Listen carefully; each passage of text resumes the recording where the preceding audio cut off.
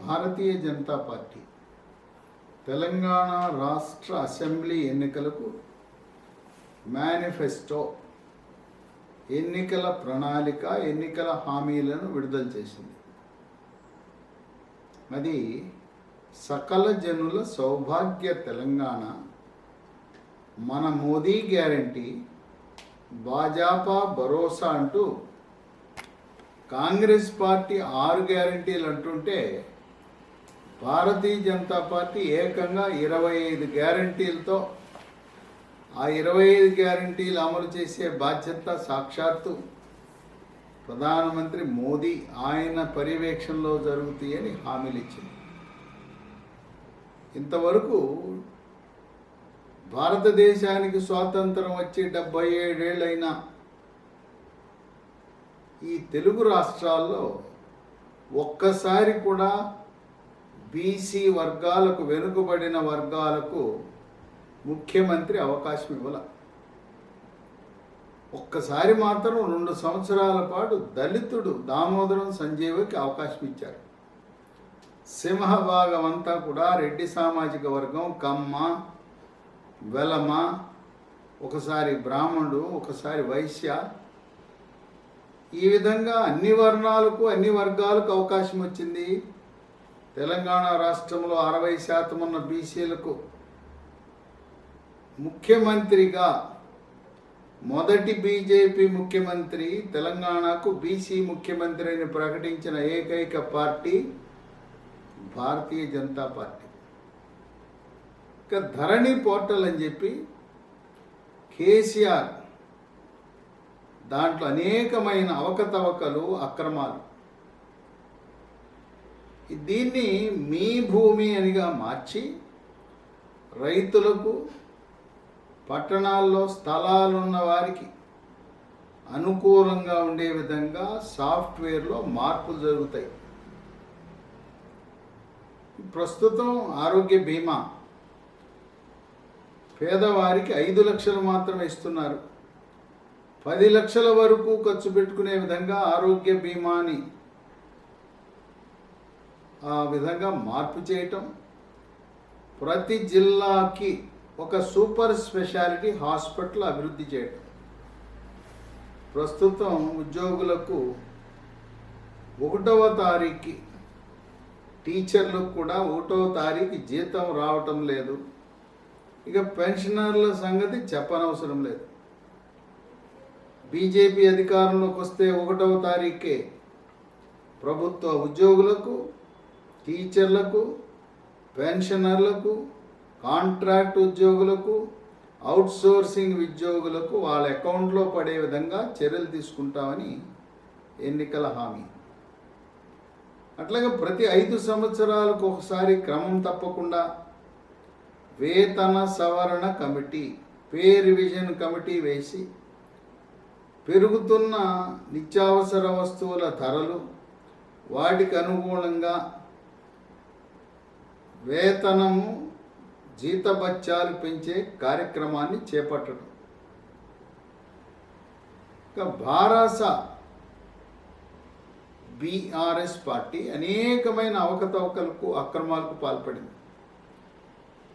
వాళ్ళు చేసిన అక్రమాలను, గత 9.5 సంవత్సరాలుగా చేసిన అక్రమాలను లోతైన అధ్యయనం చేయటానికి సుప్రీంకోర్టు రిటైర్డ్ న్యాయమూర్తితో ఏకసభ్య కమిషన్ని ఏర్పాటు చేసి అవినీతిని వెలికితీసి బాధ్యులను చట్టబద్ధంగా చర్యలు తీసుకోవటం, ఏదైతే అవినీతికి పాల్పడ్డారో ఆ అవినీతిని సొమ్మును తిరిగి కక్కించటం, కాళేశ్వరం ప్రాజెక్టు గురించి పూర్తిగా సమీక్ష చేసి దానిపై నిపుణుల కమిటీ ఆధారంగా తగు నిర్ణయం తీసుకోవడం, కృష్ణానదిపై పెండింగ్ ప్రాజెక్టులన్నింటినీ కూడా ఒక టైం టేబుల్ ప్రకారం ప్రాజెక్టులను పూర్తి చేసే కార్యక్రమం. తెలంగాణలో ఉండే ఉపనదులు మానేరు, సాలివాగు, ఆకేరు, మున్నేరు, పాలేరు, మూసీ లాంటి ఉపనదులపై ప్రాజెక్టులు నిర్మాణం చేసి తాగునీరు, సాగునీరుని, పరిశ్రమలకు నీరు అందుబాటులో తేవాలి. ఔటర్ రింగ్ రోడ్డు బిడ్డింగ్ ప్రక్రియలో అవకతవకలు, అవినీతి జరిగిందనే ఆరోపణలు ఉన్న దృష్ట్యా దానిపై విచారణ జరిపి ఆ బిడ్డింగ్ ప్రక్రియలో పాల్గొన్న ఎవరైతే ఆ ఓఆర్ఆర్ అనుభవిస్తున్నారో అది న్యాయబద్ధంగా, చట్టబద్ధంగా ప్రభుత్వానికి నష్టము లేకుండా తగు చర్యలు ఔటర్ రింగ్ రోడ్ బిడ్డింగ్ ప్రక్రియలో చేయటం. తెలంగాణ రాష్ట్రం గ్రూప్ 1, గ్రూప్ 2 పరీక్షలు, ప్రవేశ పరీక్షలు, తెలంగాణ సర్వీస్ కమిషన్ పూర్తిగా అవినీతిమయం అయింది, అవినీతి ఆలమయం. అందువల్ల తెలంగాణ పబ్లిక్ సర్వీస్ కమిషన్ని ఏ విధంగా కేంద్రంలో, ఢిల్లీలో ఉన్న యూపీఎస్సి ఒక షెడ్యూల్ ప్రకారం పకడ్బందీగా యూపీఎస్సి పరీక్షలు నిర్వహిస్తారో అదేవిధంగా షెడ్యూల్ ప్రకటన యూపీఎస్సి మాదిరిగా తెలంగాణ పబ్లిక్ సర్వీస్ కమిషన్ ఎటువంటి అవకతవకలకు ఆస్కారం లేకుండా నియామకాలు జరపడం. 10 లక్షల మంది మహిళా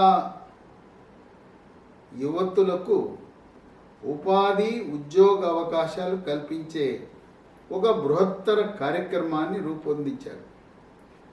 సింగరేణిలో ఉండే కార్మికులకు కేంద్ర ప్రభుత్వ అధీనంలో ఉండే కోల్ ఇండియా వారికి ఇచ్చే జీతభత్యాలతో సమానముగా సింగరేణి కార్మికులకు కూడా న్యాయం చేయటం. సెప్టెంబర్ 17 అదే తెలంగాణ రాష్ట్ర విమోచన దినోత్సవం. దేశానికి స్వాతంత్రం 1947 ఆగస్టు 15 వస్తే తెలంగాణ రాష్ట్రానికి స్వాతంత్రం వచ్చింది 1948 సెప్టెంబర్ 17. సెప్టెంబర్ 17ని విమోచన దినోత్సవంగా ఘనంగా నిర్వహించటం. సెప్టెంబర్ 27న గతంలో రజాకార్లు బైరాన్పల్లి, పరకాలలో అక్కడ ఉద్యమంలో పాల్గొన్న రైతులను, యువతీ యువకులను అమానుషంగా ఈ రజాకార్లు కాల్చి చంపేశారు. సెప్టెంబర్ 7ని రజాకార్ల ఆగడాల సంస్మరణ దినంగా పాటించటం. ఏ విధంగా తెలంగాణ అమరవీరులకు స్మారకం నిర్మించారో అలాగే రజాకార్ల అమరులకు స్మారకం, మ్యూజియం కూడా నిర్మాణం చేయటం. ఇక ఎస్సీ వర్గీకరణ, దళితులలో కేవలం కొద్ది మంది మాత్రమే లబ్ధి పొందుతున్నారు. మాదిగలకు తీవ్ర అన్యాయం జరుగుతూ ఉంది. మాదిగలకు న్యాయం జరిగే విధంగా ఎస్సీ వర్గీకరణ, ఏబిసిడి వర్గీకరణ జరగటం, దానికి కావలసిన ఒక కమిటీని, ప్రత్యేక కమిటీని నియమించి కమిటీ నివేదికను పార్లమెంటు ఉభయ సభల్లో ప్రవేశపెట్టి రాజ్యాంగ సవరణ ద్వారా అవసరమైతే ఈ బిల్లుని, ఎస్సీ వర్గీకరణ బిల్లుని ప్రవేశపెట్టి గత 30 సంవత్సరాలుగా పోరాటం చేస్తున్న మాదిగ సోదరులకు న్యాయం చేయటానికి సాక్షాత్తు ప్రధానమంత్రి మోదీ హామీ ఇచ్చారు. ప్రస్తుతం ఎస్సీ వర్గీకరణ ఏబిసిడి అనే కేటగరైజేషన్ అనేది సుప్రీంకోర్టు పరిధిలో 7 సుప్రీంకోర్టు న్యాయమూర్తుల ధర్మాసనం ముందున్నది.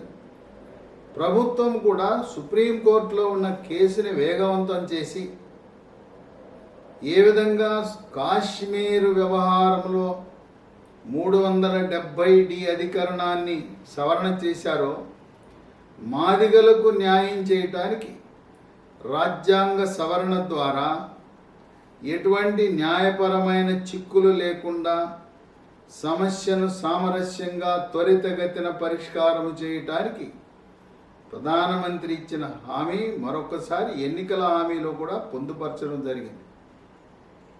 మత ప్రాతిపదికన ఇచ్చిన రిజర్వేషన్లు వాటిని రద్దు చేయటము, ఆ మతపరమైన రిజర్వేషన్లను అర్హులైన ఎస్సీ ఎస్టీ ఆ రిజర్వేషన్ల శాతాన్ని పెంచి జనాభా ప్రాతిపదికన ఎస్సీ ఎస్టీలకు న్యాయం చేయటం,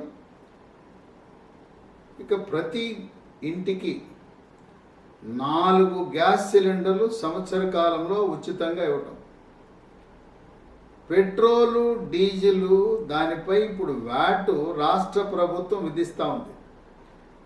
తెలంగాణ ప్రభుత్వం విధిస్తున్న వ్యాట్ని తగ్గించటం ద్వారా డీజిల్ పెట్రోల్ రేట్లు తగ్గించటం. ఇప్పటికే కేంద్ర ప్రభుత్వము ఎకరానికి 18,000 రూపాయల ఎరువుల సబ్సిడీ ఇస్తా ఉంది. దాంతోపాటు ఎకరానికి 2,500 రూపాయలు విత్తనాలు కొనుగోలు చేయటానికి సబ్సిడీ ఇవ్వటం జరుగుతుంది. సబ్సిడీ అంటే ఉచితంగా ఈ విత్తనాలు కొనుక్కోవటానికి పెట్టుబడి సహాయం. వరికి మద్దతు ధరను 3,100 రూపాయలు ఇచ్చే విధంగా చర్యలు తీసుకోవటం. తెలంగాణ రాష్ట్రంలో ఎంత మోతాదులో ఉప్పుడు బియ్యము ఉత్పత్తి అయినా పూర్తిగా తెలంగాణలో లభించే ఉప్పుడు బియ్యం మొత్తాన్ని కొనుగోలు చేసే బాధ్యతను చేపట్టడం. పంటలకు ఉచితముగా బీమా సదుపాయం, రైతుకు 1 రూపాయి భారం లేకుండా చేయటం. దేశంలో ఎక్కడా లేని విధంగా మహిళా రైతు కార్పొరేషన్ ఏర్పాటు చేసి మహిళా రైతులను ప్రోత్సహించటం. ఇంకొక బృహత్తరమైన కార్యక్రమాన్ని బీజేపీ రైతులకు అలాగే గృహిణులకు ఉచితంగా పాలిచ్చే ఆవుని ఇంటింటికి ఇవ్వటం. ఆ విధంగా గో సంరక్షణ జరుగుతుంది, గో పూజ జరుగుతుంది, పాల ఉత్పత్తి పెరుగుతుంది. ఇక పసుపు బోర్డుని నిజామాబాద్ కేంద్రంగా జాతీయ పసుపు బోర్డుని నిజామాబాద్లో ఏర్పాటు చేసి నిజామాబాద్ని టర్మరిక్ సిటీ, పసుపు సిటీగా రూపొందించి అక్కడ అనేకమైన ప్రాసెసింగ్ యూనిట్లు పెట్టి నిజామాబాద్ రైతులకు న్యాయం చేస్తూ ఆ పసుపుని ప్రపంచ దేశాలకు ఎగుమతి చేసే ఏర్పాట్లు. ఎవరికైనా ఆడపిల్ల పుట్టగానే ఆ పుట్టిన ఆడపిల్ల పేరిట 2 లక్షల రూపాయలు బ్యాంకు డిపాజిట్ రాష్ట్ర ప్రభుత్వం ఏర్పాటు చేసేలా చర్యలు. డిగ్రీ చదివే వారికి వృత్తి విద్యలు ఇంజనీరింగు, ఎంబీబీఎస్, ఆర్కిటెక్చరు ఇలాంటి వృత్తి విద్యా కోర్సులు చదివే వారందరికీ కూడా విద్యార్థినులకు ఉచితముగా ల్యాప్టాప్ సరఫరా.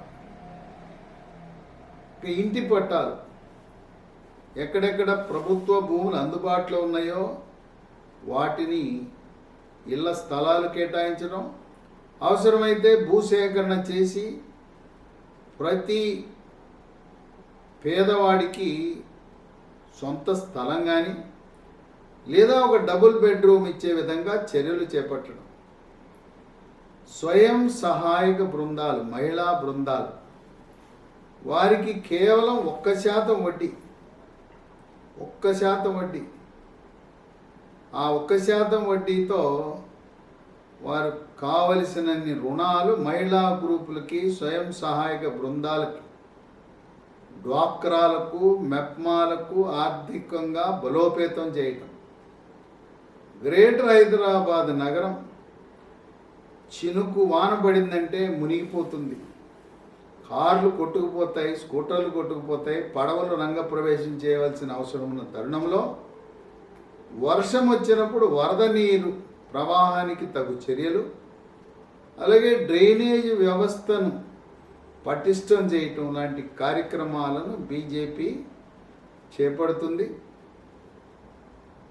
ఈ విధంగా భారతీయ జనతా పార్టీ 25 గ్యారంటీలతో ఎన్నికల మేనిఫెస్టో విడుదల చేసి బీఆర్ఎస్ పార్టీ, కాంగ్రెస్ పార్టీ పొందుపరచని విభిన్నమైన అంశాలను భారతీయ జనతా పార్టీ తమ ఎన్నికల మేనిఫెస్టోలో దాన్ని పొందుపరచడం అనేది విశేషం. అలాగే పేదవారిని గుర్తించి కాశీకి, అయోధ్యకు ఉచిత యాత్ర కూడా పంపే ఆలోచన భారతీయ జనతా పార్టీ అధికారంలోకి వస్తే అటువంటి బృహత్తర ఆధ్యాత్మిక కార్యక్రమాన్ని కూడా చేపట్టాలని బీజేపీ వ్యూహ రచన చేస్తాం.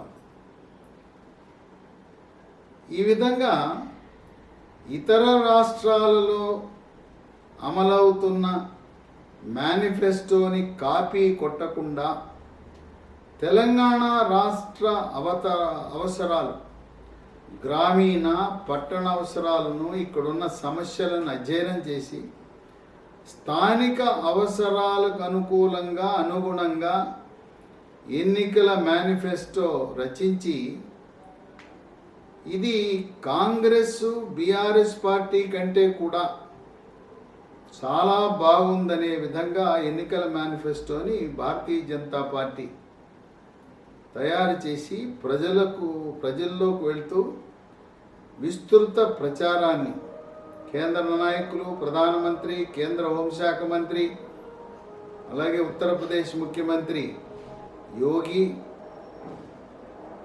అస్సాం ముఖ్యమంత్రి హిమంత్ బిశ్వ శర్మ, ఇప్పటికే గోవా ముఖ్యమంత్రి పలుసార్లు రావడం జరిగింది. ఆ విధంగా ఉత్తరాది నుంచి హెమాహెమీ నాయకులు రంగప్రవేశం చేసి భారతీయ జనతా పార్టీకి విజయం చేకూర్చే విధంగా వ్యూహ రచన చేస్తూ ఈ ఎన్నికల ప్రణాళికలు అంశాలను కేవలం కాగితాలకే పరిమితం కాకుండా ఆచరణ సాధ్యమైన కార్యక్రమాలను, దీనికి ఎంత ఖర్చు అవుతుందని, బడ్జెట్లో ఎంత ఖర్చు అవుతుందనే అంశాలను కూడా క్షుణ్ణంగా పరిశీలించి శాస్త్రీయంగా భారతీయ జనతా పార్టీ 25 గ్యారంటీలతో సకల జనుల సౌభాగ్య తెలంగాణనే మన లక్ష్యం. ఏదైతే తెలంగాణ ప్రజలు నిధులు, నీళ్లు, నియామకాలనే నినాదంతో ఉద్యమించారో, ప్రస్తుతం సంతరించింది కేవలం భౌగోళిక తెలంగాణనే. కావలసింది సామాజిక తెలంగాణ దిశగా అడుగులు వేయటానికి భారతీయ జనతా పార్టీ అన్ని రకాలుగా సర్వ హంగులతో సిద్ధమై ముందుకు సాగుతున్నది.